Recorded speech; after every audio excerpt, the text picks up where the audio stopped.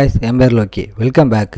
இன்னைக்கு நம்ம பார்க்க போகிறது fated to be loved by the villains. இதோட எபிசோடு 24. எபிசோடு 23 மிஸ் பண்ணவங்க ஃபீல் பண்ண வேணாம். கீழே டிஸ்கிரிப்ஷனில் லிங்க் கொடுத்துருக்கேன், மறக்காமல் செக் பண்ணிக்கோங்க. வீடியோக்குள்ளே போகிறதுக்கு முன்னாடி அந்த லைக் பட்டனை தட்டி விட்டு நம்ம சேனலை சப்ஸ்கிரைப் பண்ணி பெல் ஐக்கானை ஆன் பண்ணிக்கோங்க. சரி வாங்க, டைம் வேஸ்ட் பண்ணாமல் இப்போ ஸ்டோரிக்குள்ளே போகலாம்.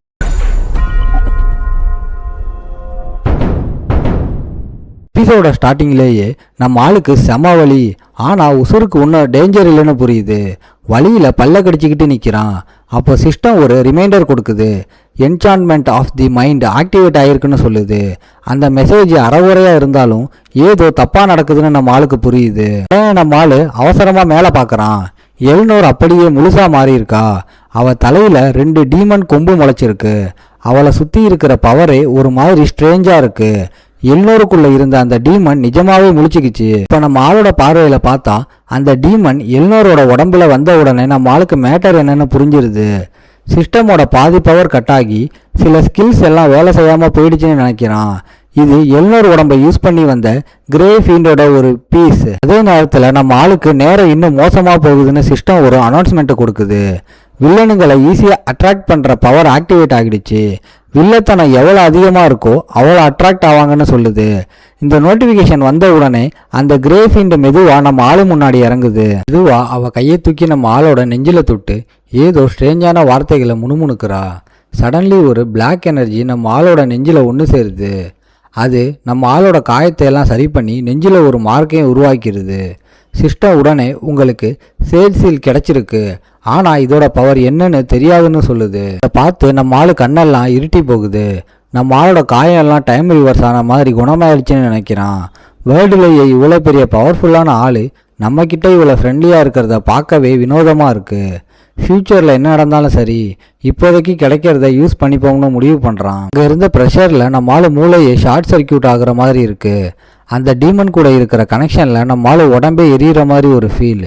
இப்போவே எனக்கு தேவையான ஒரு ஸ்கில்லை காப்பி பண்ணிக்கிறேன், ஃப்யூச்சரில் கண்டிப்பாக யூஸ் ஆகும். ஒரு செகண்டு கூட வெயிட் பண்ணாமல் நம்ம ஆள்கிட்ட ஏற்கனவே இருந்த ஸ்கில் காப்பி ரிவார்டை யூஸ் பண்ணி அந்த கிரே ஃபீண்டு கிட்ட இருந்து ஒரு ஸ்கில்லை காப்பி பண்ணுறான். இது தெரிஞ்சோ தெரியாமலோ அந்த டீமன் ஜாலியாக கைத்தட்டுது. அப்புறம் நம்ம ஆள்கிட்ட ஏதோ சொல்லுது. அவள் பேசி முடித்ததும் ஃப்ரீஸாக இருந்த டைம் திரும்பவும் ஓட ஆரம்பிக்குது. மேலே இருந்த டீமன் கர்ஜனையோட அப்படியே தூசியாக மறைஞ்சு போகுது. நம்மளும் அதோட சேர்ந்து கத்திக்கிட்டு ஒரு பயங்கரமான லைட்னிங் அட்டாக்கை நேராக கீழே இருக்கிறான். அது ஒரு பெரிய பிளாஸ்ட்டை கிரியேட் பண்ணுது. சுற்றி எங்கே பார்த்தாலும் ஒரே புகையும் தூசியுமா இருக்குது. இந்த அல்டிமேட் மூவை போட்டதுக்கு அப்புறம் ரிவர் பேக்கே கொஞ்சம் எனர்ஜி குறைஞ்சி மூச்சு வாங்குறான். ஆனால் அந்த புகை விலகி பார்த்தா அங்கே இருந்த ஒரு பெரிய ஏரியே அந்த லைட்னிங் அடியில் சுக்குநூறாக ஃப்ரீஸ் ஆகிருக்கு. ஆனால் நம்ம ஹீரோவை மட்டும் காணோம். இதை பார்த்து அந்த வில்லனுக்கு செம்ம கடுப்பாகி அவன் திரும்பவும் எஸ்கேப் ஆகிட்டான்னு புலம்புறான். கரெக்டாக அதே நேரத்தில் நம்மளால் அவனுக்கு மேலே சடன்லி என்ட்ரி கொடுக்குறான். ரிவர் பேக் ஏதோ தப்பாக இருக்குன்னு திரும்பி பார்க்குறான்.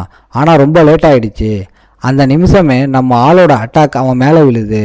அவன் உடம்பு ஒரு பீரங்கி குண்டு மாதிரி நேராக கீழே போய் விழுது. அவன் விழுந்த வேகத்தில் தரையில் ஒரு பெரிய பள்ளமே உருவாகிருச்சு. ரிவர் பேக் ஷாக் ஆனதுக்கு மெயின் ரீசன் நம்ம ஆளோட இப்போதைய பவர் தான். என்னடா அதுன்னு கத்துறான். மேலே இருந்து கீழே இறங்கி வர நம்ம ஆளை பார்க்கவே ஒரு சூப்பர் ஹீரோ மாதிரி கெத்தாக இருக்குது. நம்ம ஆள் ரிவர் பேக்கை நேருக்கு நேராக பார்க்கும்போது சிஸ்டம் எக்கச்சக்க ரெட் வார்னிங் கொடுக்குது. எமர்ஜென்சி சுச்சுவேஷன்னு சொல்லுது. உசுரிக்கே டேஞ்சர்னு சிஸ்டம் கால்குலேட் பண்ணி எமர்ஜென்சி லெவல் எக்ஸை ஆக்டிவேட் பண்ணிடுது. புதுசாக கிடைச்ச கிங் ஆஃப் பேண்டமோனியம் ஸ்கில் ஒரு 5 நிமிஷத்துக்கு ஆக்டிவேட் ஆகுது. இதனால் டீமன் பவர் வச்சிருக்கிற எல்லா எனிமீஸ் மேலேயும் நம்ம ஆளுக்கு செம பவர் கிடைக்கிது. இப்போ அந்த ரிவர் பேக் கண்ணில் பார்க்கும்போது நம்ம ஆள் செம ஸ்ட்ரேஞ்சாக தெரிகிறான். நம்ம ஆள்கிட்ட இருந்து ஒரு ஹையஸ்ட் லெவல் டீமன் பவர் வெளியில் வருது. நம்ம ஆளோட கண்ணெல்லாம் முழுசாக பிளாக்காக மாறிடுது. நம்ம ஆள்கிட்ட இருந்து வர பவரை ஃபீல் பண்ணதுமே அந்த பெரிய வில்லனுக்கே வேர்த்து ஊத்துது. ஒரு பைத்தியக்கார மாதிரி ஒரு புழு மாதிரி இருக்கிறவனால இது எப்படி முடியும்னு கத்துறான். அவன் வாயிலிருந்து வார்த்தை முழுசா வந்து முடியலை. நம்ம ஆளு புயல் மாதிரி முன்னாடி போய் அவன் மூஞ்சில குத்துறான். அந்த பெரிய உடம்பு அப்படியே காத்துல பறந்து போய் தூரத்தில் விழுவுது.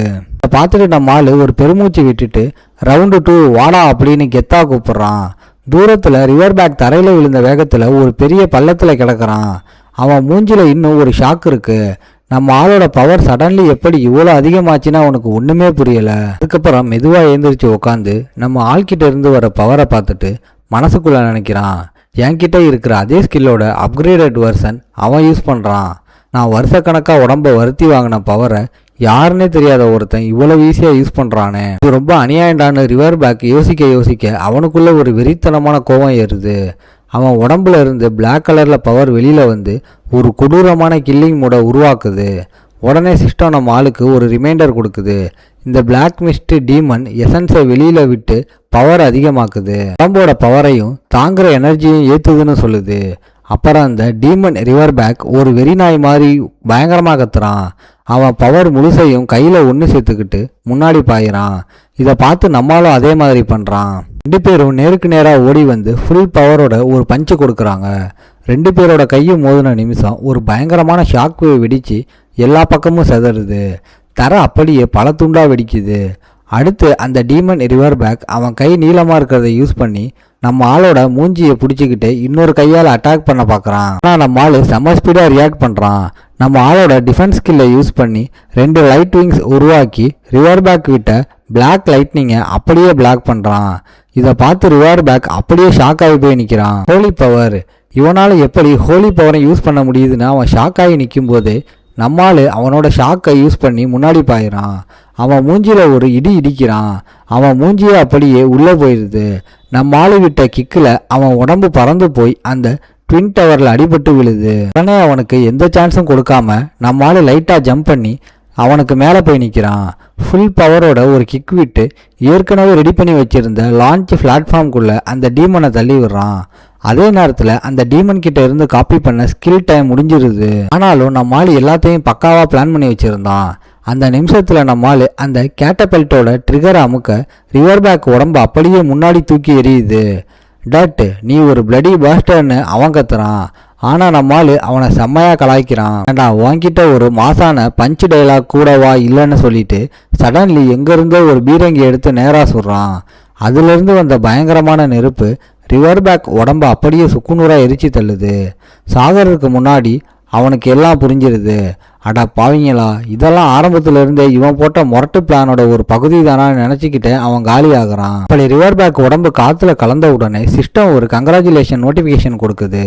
மெயின் குவெஸ்ட் முடிஞ்சிருச்சு, உங்களுக்கு 5000 பாயிண்ட்ஸ் மதிப்புள்ள essence of evil and hero shard கிடைச்சிருக்குன்னு சொல்லுது.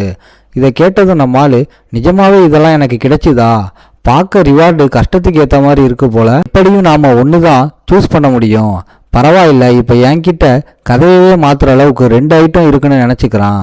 அப்போ தான் எல்னோர் இன்னும் அடிபட்டு கிடப்பாளேன்னு அவளை தேடி அவசரமாக போகிறான். ஆனால் ஹெட்மிஸ்டர்ஸ் அட்லாண்டாவோட வாய்ஸ் கேட்குது. மாளுக்கு பக்கத்தில் வந்து ஸ்டூடெண்ட் கவுன்சில் பிரசிடென்ட் சேஃபாக தான் இருக்கா, ஆனால் இது செம்ம வெறித்தனம். டட், அந்த டீமனோட என்ன நடந்துச்சுன்னு எனக்கு முழுசாக தெரியணும்னு கேட்குறாங்க. ஆனால் நம்மளால் அதெல்லாம் ஒத்துக்கிற ஐடியாலே இல்லை. அதனால் ஒன்றுமே தெரியாதுற மாதிரி ஆக்டிங்கை போட்டு நீங்கள் என்ன சொல்கிறீங்கன்னு கேட்குறான். இதோட அந்த எபிசோடு முடியுது. ஓகே காய்ஸ், இன்றைக்கி ஸ்டோரி எப்படி இருந்துச்சுன்னு கமெண்டில் சொல்லுங்கள். இந்த வீடியோ பிடிச்சிருந்தா மறக்காமல் லைக், ஷேர் அண்ட் சப்ஸ்கிரைப் பண்ணிடுங்க. உங்களை நான் அடுத்த எபிசோடில் பார்க்குறேன். Bye guys.